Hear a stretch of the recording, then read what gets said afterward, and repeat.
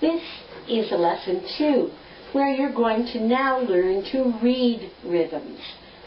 You know that underneath each rhythm is a steady beat, and it is represented by a heart. We're going to start by doing some echoing of some very simple rhythms. Would you please repeat everything I do after me? Use your hands to clap, or if you have an instrument at home, try that, or use any sounds around you. Even a spoon on a pot works very well. Here is the first one. Fish, fish, fish, fish. Bunny fish, bunny fish. Alligator fish, bunny fish. Fish, bunny, bunny fish. Bunny, bunny fish, fish. Alligator, alligator, alligator fish. Excellent. I think you get the idea. Right now you should try to make up some of those yourself and get someone at your house or in your learning group to work with you so that you feel comfortable making up rhythms using those 3 shapes or names, 3 animals or names. Now, please go to your lesson and look at slide 2. I'm going to play each rhythm and I'm going to ask you to echo it after me. Fish, fish, bunny, fish.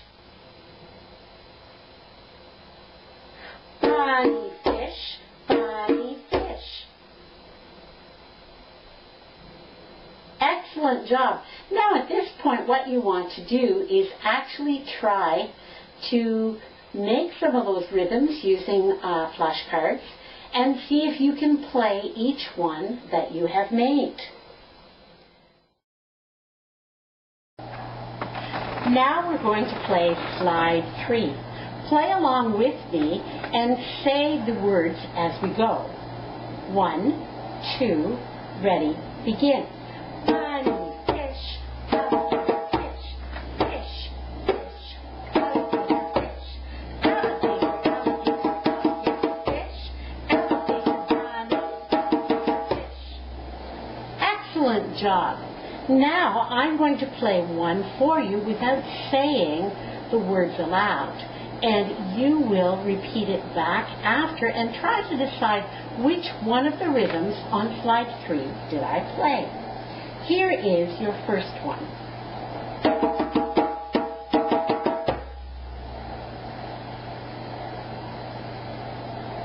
That's right. That was number 4. Here comes the next one.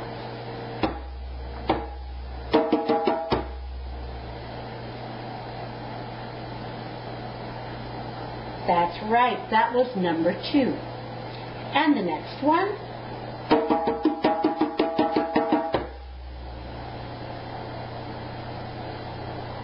That's right, that was number 3.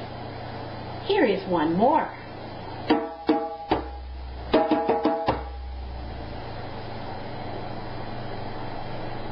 That's correct, that was number 1. Now what you're going to do is you're going to create a series of flashcards based upon a fish, bunny, and an alligator. Try to make up different rhythms with your friends, your family, or your class. Practice putting them in different combinations. Try hiding the words in your head and only playing the rhythm to see if someone can guess what you've done. Now we're going to change the syllables, or the pictures, into musical symbols. In music, when we have one sound on one beat, or when we use language, we say we have one syllable on one beat. Here is the beat. Now I'm going to say fish, fish, fish, fish. In music, when we have one sound on one beat, we call it a crotchet. And if we're teaching children to play crotchet, we have them say the syllable ta. So fish, will become ta. Listen to this. Fish, fish, fish, fish. Ta, ta, ta, ta. When we have two syllables or two sounds on a beat, such as we would have if we went bunny, bunny, bunny, bunny, my mouth is saying the rhythm or the sounds on top while my hand was playing the beat. When we have two sounds on a beat, we call those two sounds quavers, and you'll look on slide 4, you'll be able to see them. And when children play them, they say, instead of bunny, they say tee-tee. Listen to this. Bunny, bunny, bunny, bunny. Or tee-tee-tee-tee-tee-tee. Oh, one last thing. When there are 4 sounds on a beat, like alligator, alligator, alligator, alligator, we call those semiquavers, and they are played and said by saying ticka ticka. So alligator, alligator, alligator, alligator becomes ticka ticka, ticka ticka, ticka ticka, ticka. So, for example, number 1 on slide 3 becomes tee-tee-ta, ticka-ticka-ta. Try the second one by yourself. 1, 2, ready, and try. Now try it with me. Ta, ta, ticka-ticka. Now, will you try number 3 by yourself? 1, 2, ready, begin. And with me, ticka, ticka, ticka, ticka, ticka. And now try number 4. 1, 2, ready, begin. And with me, ticka, ticka, ticka, ticka, ticka. Now we're going to do this another way. I'm going to play you a rhythm, saying the rhythm with my mouth, and I'd like you to play it back and then identify the rhythm that we played on slide 3. Here comes the first one.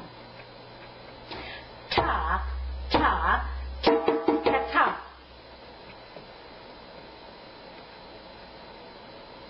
Excellent. I know you've looked at your slide and you found that it's number 2. Here comes the next one.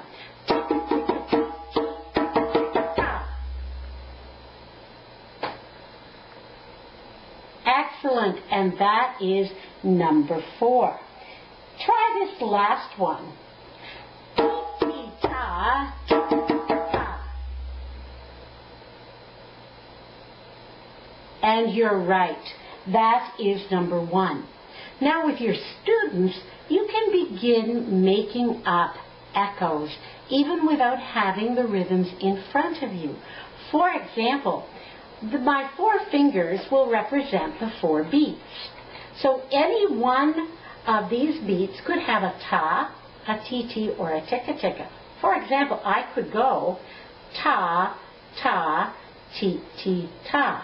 Your echo would be ta, ta, tee-tee-ta. Now I could do that same thing and I could play it on my drum. Ta, ta, tee-tee, echo. Ta, ta, tee-tee-ta. My turn. Ticka-ticka-ta, ticka-ticka-ta. Ticka-ticka-ta, ticka-ticka-ta. Tee-tee-ticka-ticka-ticka-ta. So this way now, you can make up rhythms that last 4 beats long with your class. I always have my class practice first, saying rhythms and touching their fingers. Once they've done that and they have some confidence, then they can work in pairs and try it out. Of course, the last step will be writing their own 4-beat rhythms using musical notation. Now for the final part of this lesson. You've learned how to play rhythms beginning with pictures, and you've explored how to change those pictures around to create different rhythms. You've changed those rhythms into musical notation, and you've practiced looking at the pictures and saying the correct rhythms.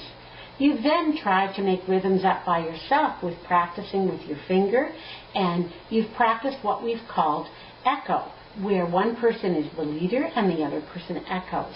You should try all those activities with your class.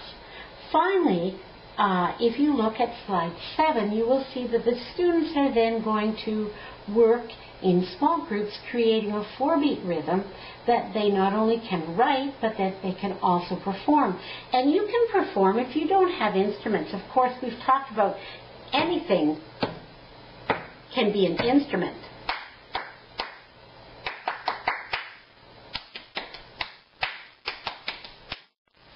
So you see, it could be anything that they brought from home. It could be parts of their body.